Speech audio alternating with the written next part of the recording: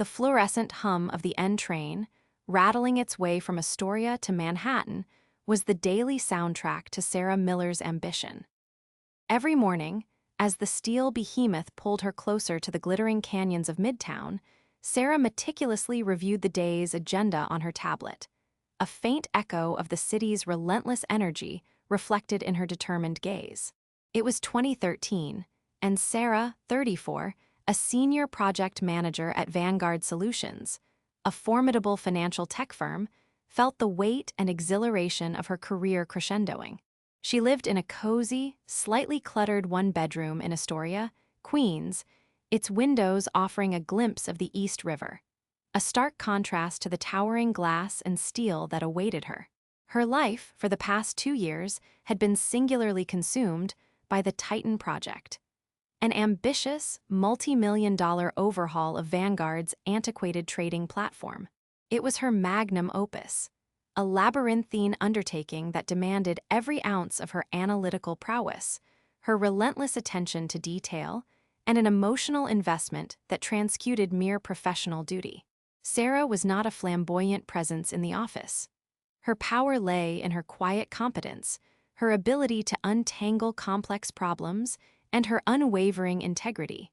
She was respected, not because she commanded attention, but because she earned it through consistent, impeccable work. Colleagues often sought her out for her clarity of thought and her uncanny ability to foresee potential pitfalls. She was the bedrock upon which projects were built, the silent architect of success. Her best friend, Emily, a social worker, often joked that Sarah saw the world in spreadsheets and Gantt charts, but beneath the meticulous exterior lay a deep well of passion and a fierce loyalty to her craft. The Titan Project was nearing completion, a monumental success that promised to redefine Vanguard's market position. It had been an odyssey of late nights, caffeine-fueled weekends, and intricate problem-solving. Sarah had personally spearheaded the vendor negotiations, drafted the bulk of the technical specifications, and meticulously managed a team of over 50 engineers and developers. Every line of code, every system integration, every security protocol had her fingerprints on it. Then there was Robert Sterling, her boss. Sterling was the antithesis of Sarah. He was a man crafted for the boardroom spotlight. Tall, impeccably dressed, with a silver tongue and a smile that could charm a snake. He exuded charisma, a magnetic force that drew attention and admiration. But Sarah, over the years, had seen past the veneer. Sterling was a chameleon, a true Gemini, one face for the admiring executives, another for the subordinates he managed, with a blend of false camaraderie and subtle manipulation. He was a master of delegation, of taking credit, and of creating an illusion of omnipresent leadership while largely overseeing from a distance. Sarah had learned to navigate his ego, believing that her undeniable contributions would ultimately speak for themselves. She was wrong. The culmination of the Titan Project was a pivotal board meeting, scheduled for a crisp October morning. This was the moment of truth, the final presentation to secure the green light for the platform's launch and to celebrate its triumphant development. Sarah had spent weeks preparing the presentation, honing every slide, every data point, every projection, ensuring it was airtight. Sterling, of course, would present it. That was his role, his prerogative as the head of the division. Sarah would be there, a key figure in the project team, ready to answer any technical questions. She anticipated a moment of shared victory, a public acknowledgement of her tireless efforts. The boardroom on the 50th floor offered panoramic views of Central Park, a serene green rectangle amidst the urban sprawl. Inside, however, the atmosphere was anything but serene. The air crackled with anticipation. Sterling, in a crisp navy suit, commanded the room. He spoke eloquently, his voice smooth and authoritative, detailing the Titan Project's innovative architecture, its potential market impact, its flawless execution. He used phrases like "my vision," "the strategic direction I personally set," and "the team under my direct guidance." Sarah sat beside him, a silent observer, her meticulously prepared notes in front of her. As Sterling reached the section on project management and execution, a familiar chill ran down Sarah's spine. He rattled off the complex milestones, the seamless integrations, the challenges overcome, all without once mentioning her name. He referred to our dedicated team's efforts, a collective noun that conveniently erased individual contributions. When a board member, Mr. Harrison, asked a specific question about the crucial vendor negotiations that had secured an unprecedented licensing deal, Sterling merely chuckled. "Ah, yes, a challenging negotiation indeed," he began, leaning back, a picture of effortless control. "I laid out the framework, of course, outlined our non-negotiables, and delegated the finer points. My team, led by my operational directives, simply executed." He then glanced at Sarah, a fleeting, almost imperceptible smirk playing on his lips. "Sarah here," he added, a patronizing tone creeping into his voice, "was quite useful for her attention to detail in cross-checking my vision. A diligent worker, indeed." The words hung in the air, a poisonous, dismissive cloud.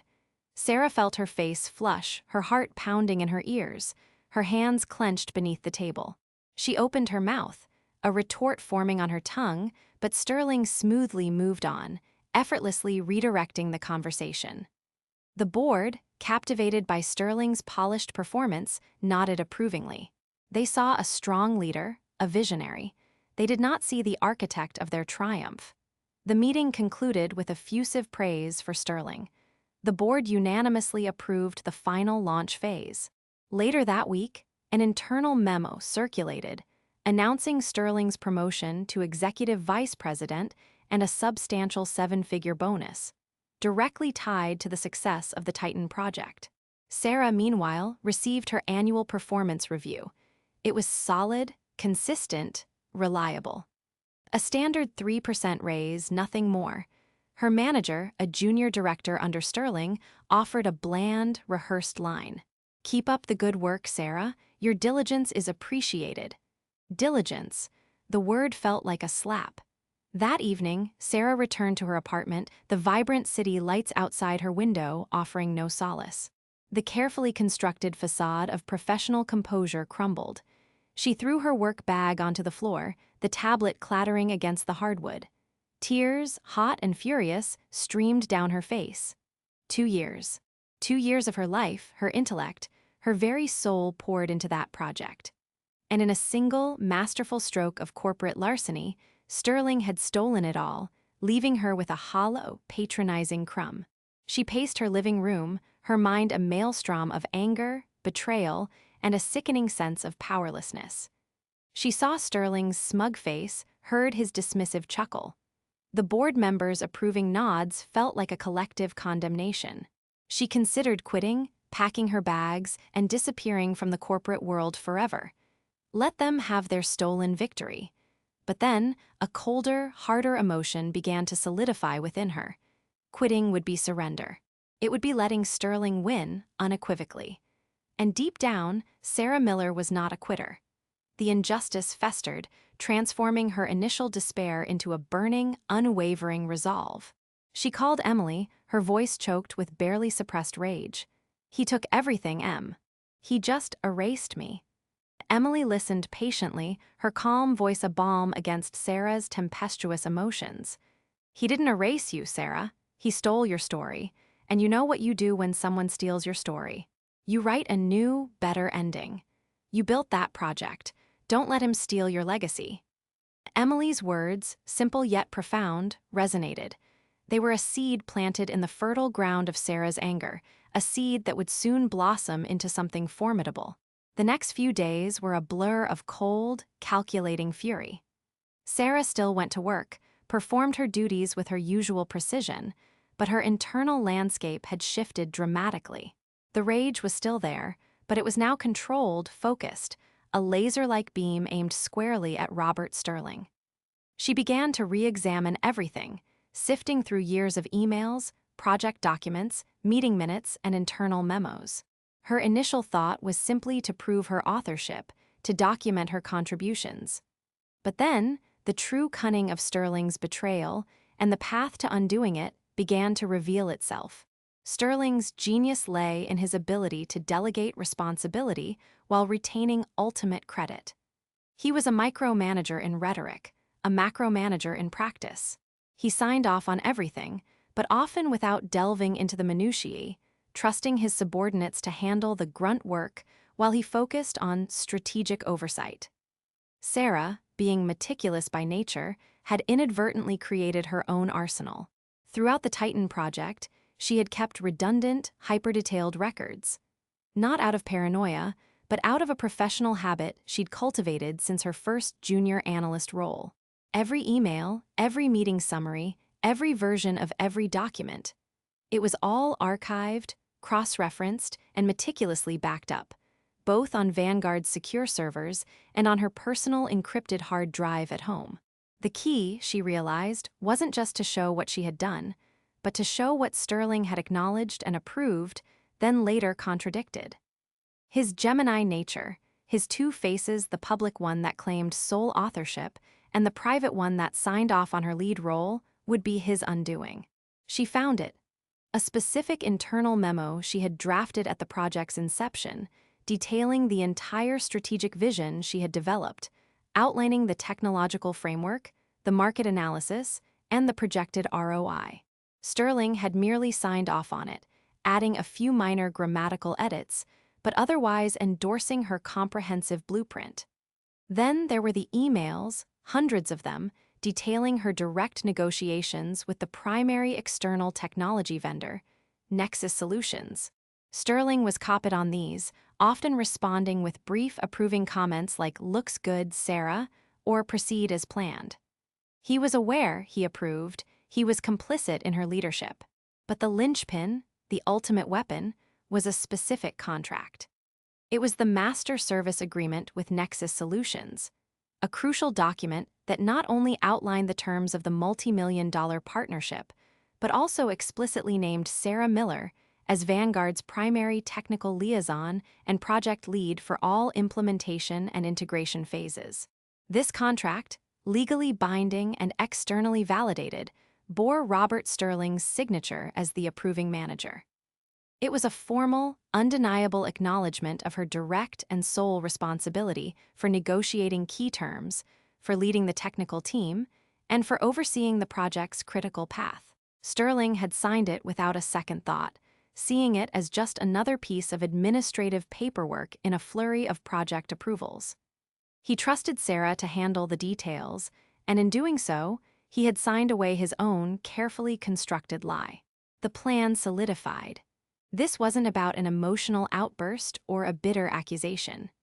This was about facts, about incontrovertible evidence, about showing the board not just her work, but Sterling's deliberate deception, made all the more damning by his own signed approvals.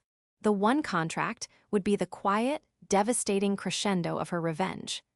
Sarah began to move with a chilling precision. She continued her duties at Vanguard with an almost unnatural calm, masking the inferno churning within her.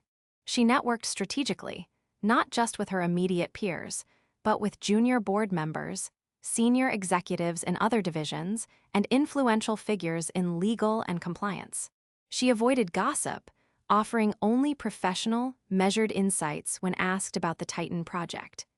She was building an alternate narrative, a foundation of quiet competence that would make her eventual revelations undeniable. She identified her target, Eleanor Vance, a formidable woman in her late 50s, a former corporate lawyer who sat on Vanguard's board. Vance was known for her unyielding integrity, her razor-sharp intellect, and her zero-tolerance policy for corporate malfeasance. She valued truth and accountability above all else.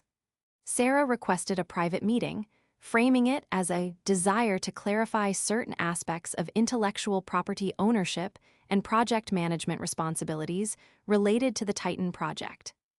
The meeting took place in a discreet coffee shop, away from the prying eyes of Vanguard.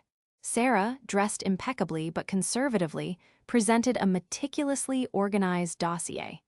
It was not a document filled with accusations, but with facts. Page after page of project proposals authored by her, bearing Sterling's sign-off.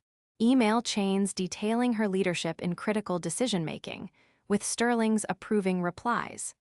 Technical specifications, design documents, vendor communications, all clearly demonstrating her central, indispensable role. And then, the coup de grace. The master service agreement with Nexus Solutions, highlighting the clause naming her as the primary project lead, accompanied by Sterling's clear, undeniable signature.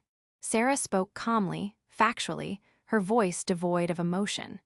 She explained the discrepancy between the documented reality and Sterling's public narrative. She didn't accuse him of malice, merely of a misrepresentation of roles and responsibilities, allowing Alina Vance's keen legal mind to draw the obvious conclusions. Vance, her expression unreadable, leafed through the documents, her eyes narrowing as she absorbed the weight of the evidence. She was a stickler for detail, and the detailed paper trail Sarah presented was irrefutable. The contradiction between Sterling's public pronouncements and his signed corporate documents was glaring. It wasn't just about stealing credit.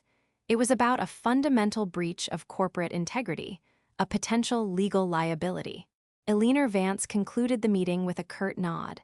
"Thank you, Miss Miller. I appreciate your thoroughness. I'll be in touch." Sarah left the coffee shop feeling a tremor of nervous anticipation. The first domino had fallen.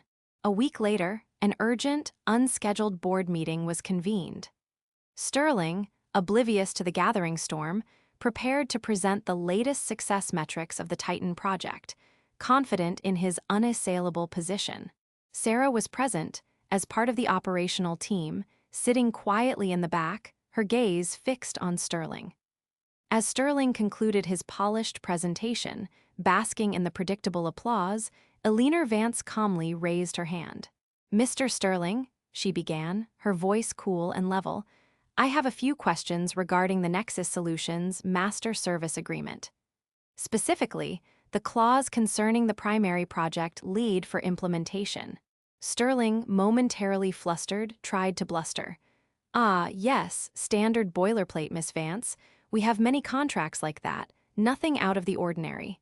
He offered his charming, dismissive smile. "Indeed." Vance's voice was sharper now, cutting through the pleasantries. She then produced a copy of the very contract Sarah had shown her, projected it onto the large screen, and zoomed in on the specific clause. "This document, signed by you, Mr. Sterling, clearly names Miss Sarah Miller as the primary technical liaison and project lead. And yet, in our previous board meeting, and in numerous internal communications, you have consistently presented yourself as the sole strategic and operational lead for the Titan project. Can you reconcile this discrepancy for the board?" The smile vanished from Sterling's face. He stammered, his eyes darting between Vance and the projected contract, then to Sarah, who sat impassively, watching him. "Well, Miss Vance, as I said, I delegated. Sarah was executing my directives." Vance held up another document, a copy of Sarah's initial strategic memo, also bearing Sterling's signature. "And this strategic blueprint, Mr. Sterling, authored and presented by Miss Miller at the project's inception, and approved by you, appears to lay out the entirety of the vision you claimed as your own. Coupled with hundreds of emails detailing Miss Miller's direct negotiations and leadership, all with your approval, your claims seem unsubstantiated." A hush fell over the room. The board members exchanged uneasy glances. The Gemini boss was exposed. His two faces, once a tool of his ascent, were now his undoing, laid bare by his own signed approvals. It wasn't just about credit theft. It was about outright deception in official corporate records, a serious breach of governance. The risk to Vanguard's reputation, the potential legal ramifications from the vendor, were too immense to ignore. The consequences were swift and brutal. Robert Sterling was immediately placed on administrative leave pending a full internal investigation. His protests were ignored, his bluster dismissed. The meticulous evidence presented by Sarah, amplified by Alina Vance's authority, was undeniable. Sterling's career, built on a foundation of stolen credit and charming lies, imploded. He was eventually fired. a quiet, ignominious end to a once shining corporate star. Forced to sign a non-disclosure agreement to avoid a public scandal that would have dragged Vanguard's name through the mud, Sarah Miller was not immediately catapulted into Sterling's former role. The corporate world, even after such an event, moved with a cautious, deliberate pace. But her name, once overshadowed, was now spoken with a new reverence. The internal investigation confirmed her every claim, exposing Sterling's pattern of behavior. She was publicly acknowledged for her critical, indispensable role in the Titan project. A few months later, she was promoted to a newly created position, head of strategic systems integration, leading her own department with a clear mandate to oversee future projects of similar scale. Her compensation package reflected her true value to the company, a tacit apology, and an undeniable recognition of her intellectual property. The satisfaction was profound, yet tinged with a quiet melancholy. The emotional weight of revenge, meticulously executed, had been heavy. She had chosen justice, not just for herself, but for the principle of integrity. Her trust in the inherent fairness of corporate systems was irrevocably shaken, replaced by a steely understanding that in the ruthless game of ambition, evidence, not just competence, was the ultimate weapon. As she sat in her new, spacious office overlooking the city, the N train still hummed in the distance, a reminder of the long journey. But now, Sarah Miller knew she was driving her own train, on her own track, with her own name prominently displayed on the manifest.